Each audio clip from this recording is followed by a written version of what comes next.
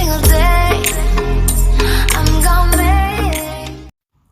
Hello friends, मेरा नाम है विशेष गोयल और आप देख रहे हैं मेरा चैनल विकी वर्ल्ड। तो आपका बहुत बहुत स्वागत है। और यहाँ पे मैं आज आपके पास क्लास 12th की इंडियन इकोनॉमिक्स का जो चैप्टर 4 है पॉवर्टी, उसके पूरे नोट्स लेकर आ गया हूँ। सो यहाँ पे जल्दी से आप चैनल को सब्सक्राइब कर दो, वीडियो को लाइक कर दो और चलिए बिना टाइम वेस्ट किए जल्दी से शुरू कर देते हैं। सबसे पहला टॉपिक आता है who are the poor. Push cart vendors, street cobblers, women who string flowers, rag pickers, vendors, and beggars are some examples of poor and vulnerable groups in urban area. The poor people reside in kacha hutments with walls made of big muds and roof made of grass, bamboo, and wood. The poorest of them do not even have such dwellings. In rural areas, many of them are landless. Even if some of them possess land, it is only dry or waste land. Many do not have to even 2 meals a day. Starvation and hunger are the key features of the poorest households. The poor lack basic literacy and skills and hence have very limited economic opportunities. Poor people also face unstable unemployment. Malnutrition is alarmingly high among poor. They borrow from moneylenders who charge high rate of interest that led them into chronic indebtedness. They are highly vulnerable. They are not able to negotiate their legal wages from employers and are exploited. Most poor households have no access to electricity. Their primary cooking fuel is firewood and cow dung cake. A large section of poor people do not even have access to safe drinking water. There is extreme gender inequality. Poor women receive less care on their way to motherhood. Their children are less likely to survive or to be born healthy. In pre-independent India, Dadabhai Nauroji was the first to discuss the concept of a poverty line. He used the menu for a prisoner and used appropriate prevailing prices to arrive at jail cost of living. However, only adults stay in jail, whereas in an actual society, there are children too. He therefore appropriately adjusted this cost of living to arrive at the poverty line. For this adjustment, he assumed that 1/3 of population consisted of children and half of them consumed very little, while on the other half consumed half of the adult diet. So 1/6 nil plus 1/6 half plus 2/3 full equal to 3/4 full, 3/4 of adult jail cost of living. In post-independent India, there have been several attempts to work out a mechanism to identify the number of poor in the country. Planning Commission formed a study group in 1962. Task Force on Projections of Minimum Needs and Effective Consumption Demand 1979. Experts Group 1989 and 2005. Categorizing poverty. The chronic poor. First, always poor, and second, usually poor but who may sometimes have a little more money, like casual workers. The transient poor. First, the churning poor who regularly move in and out of the poverty, like small farmers or seasonal workers. And second, the occasionally poor who are rich most of the time but may sometimes have a patch of bad luck. And third is non-poor. Those people who never poor are the non-poor. तो इस photo में आप clearly देख सकते हैं chronic poor, transient poor और non poor को. How to determine the poverty line? There are two ways by which poverty line is estimated. First, monthly per capita expenditure, and second, calorie intake. Monthly per capita expenditure. Rural area consumption worth rupees 816 per person a month. Urban areas consumption worth rupees 1000 per person a month. According to calories, rural areas 2400 calories and urban areas 2100 calories. Limitations of using monthly per capita expenditure MPCE as proxy for income. This mechanism groups all the poor together and does not differentiate between the very poor and the other poor. This mechanism takes into account expenditure on food and few select items only as proxy for income. There are many factors like basic education, health care, drinking water, etc., which are ignored. This mechanism is helpful in identifying the poor as a group to be taken care of by the government, but it would be difficult to identify who among the poor need help the most. And fourth, lack of civil and political freedom. Alternative methods to estimate poverty. Amartya Sen, noted Nobel laureate, has developed an index known as Sen Index. There are other tools such as Poverty Gap Index and Squared Poverty Gap. When the number of poor is estimated as a proportion of people below the poverty line, it is known as head count ratio. सो अभी आप इस photo को देख लीजिए. अब इन जो photo में data हमने देखा है, हम उसके बेसिस पे थोड़ी सी बातें करेंगे. सो आइए बात करते हैं. In 1973 to 74, more than 320 million people were below the poverty line. In 2011 to 12, this number has come down to about 270 million. In terms of proportion, in 1973 to 74, about 55% of the total population was below the poverty line. In 2011 to 12, it has fallen to 22%. In 1973 to 74, more than 80% of the poor resided in rural areas, and this situation has not changed even in 2011 to 12. This means that more than three-fourths of the poor in India still resides in villages. In the 1990s, the absolute number of poor in rural areas had declined, whereas the number of their urban counterparts increased marginally. The poverty ratio declined continuously for both urban and rural areas. The gap between the absolute number of poor in rural and urban areas got reduced. तो अभी आप इस वाली photo को देख लीजिए, इसमें जो पॉइंट्स दिखाए गए हैं हम इसके हिसाब से अपने थोड़े पॉइंट्स डिस्कस करेंगे और इसको एक्सप्लेन करेंगे. सो आइए एक्सप्लेन करते हैं. The proportion of poor in India during 1973 to 2012 has come down from 55 to 22%. The six states Tamil Nadu, Uttar Pradesh, Bihar, Madhya Pradesh, West Bengal and Odisha contained a large section of poor in 1973 to 74.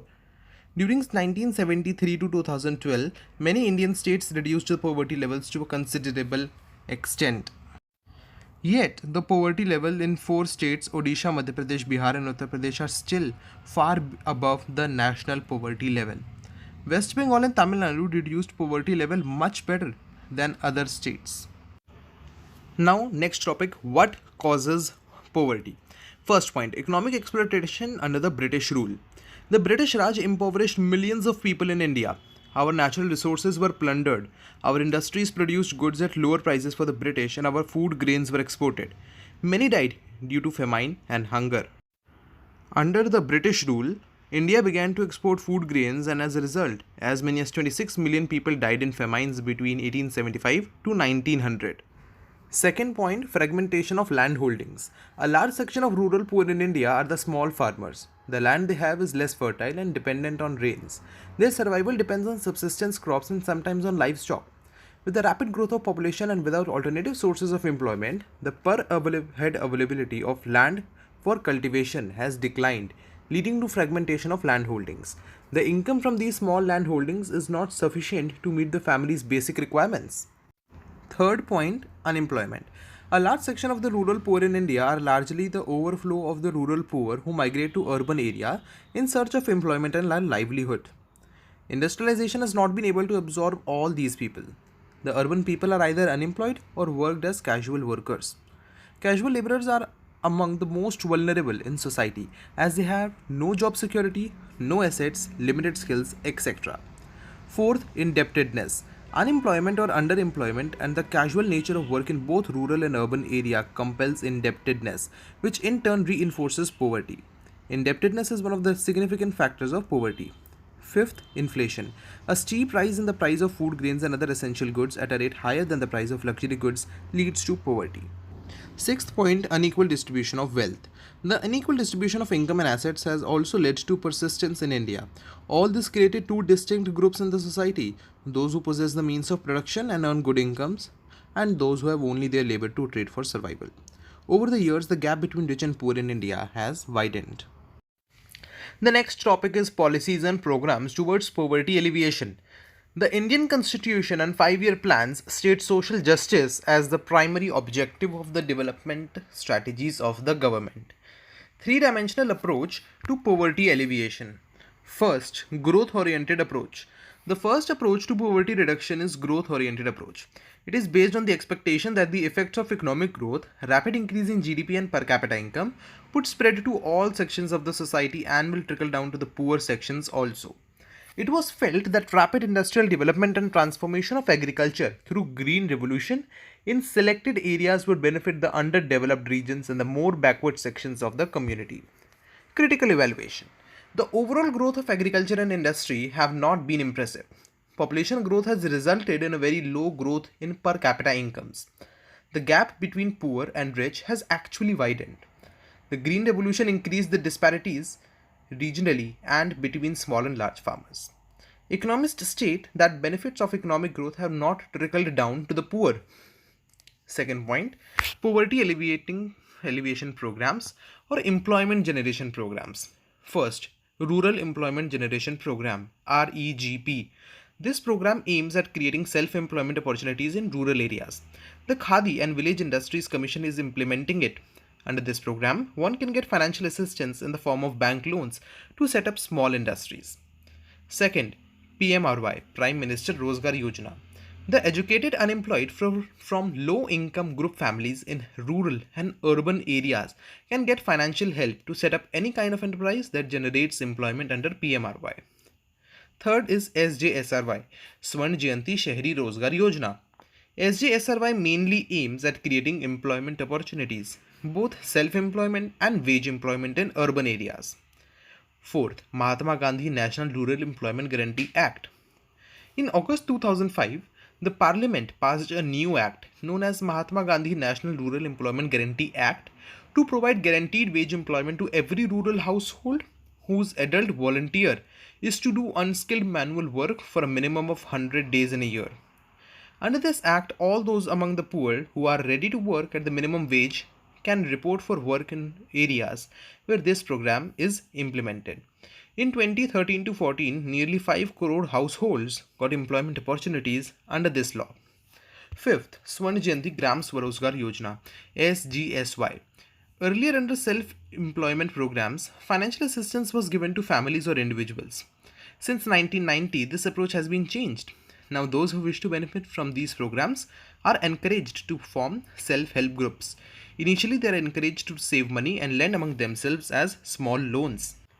Later, through banks, the government provides partial financial assistance to SHGs, which then decide whom the loan is to be given to for self-employment activities.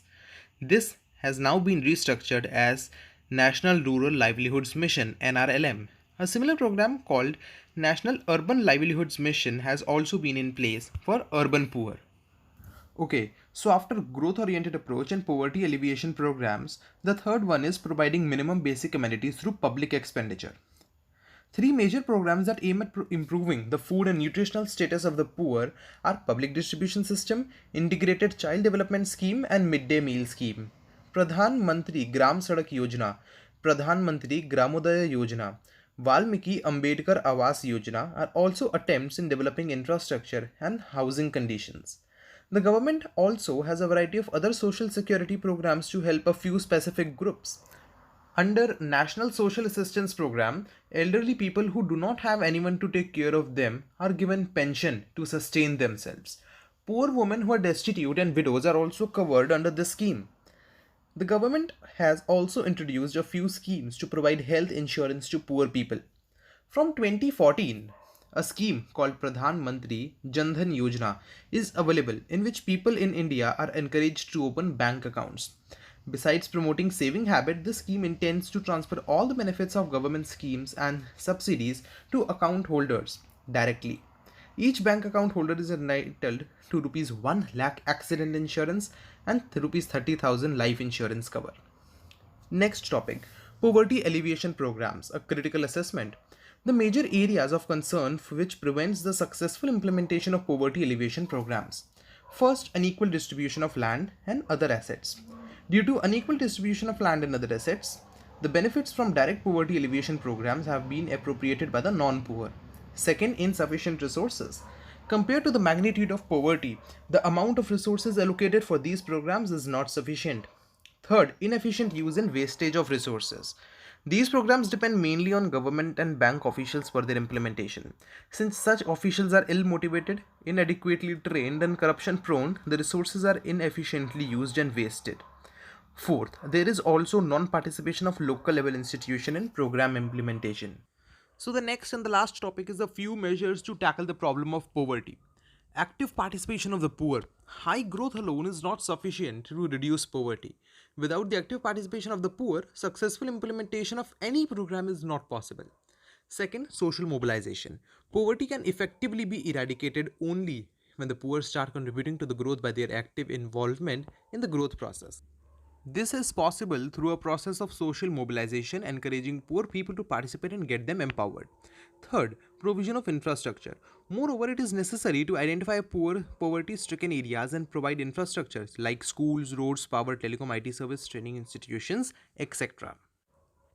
तो दोस्तों बस फिलहाल इस chapter में तो इतना ही था। उम्मीद है आपको नोट्स पसंद आएंगे, और अगर आपको नोट्स पसंद आए तो प्लीज़ वीडियो को लाइक ज़रूर कर देना, और 98% बिना सब्सक्राइब किए चले जाते हो, प्लीज़ सब्सक्राइब जरूर कर दो, बेल आइकन को भी दबा दो। वीडियो पसंद आए लाइक करो, शेयर करो, और मैं मिलता हूं अपनी अगली वीडियो में। तब तक के लिए टाटा bye bye and thank you. मिलते हैं नेक्स्ट वीडियो में।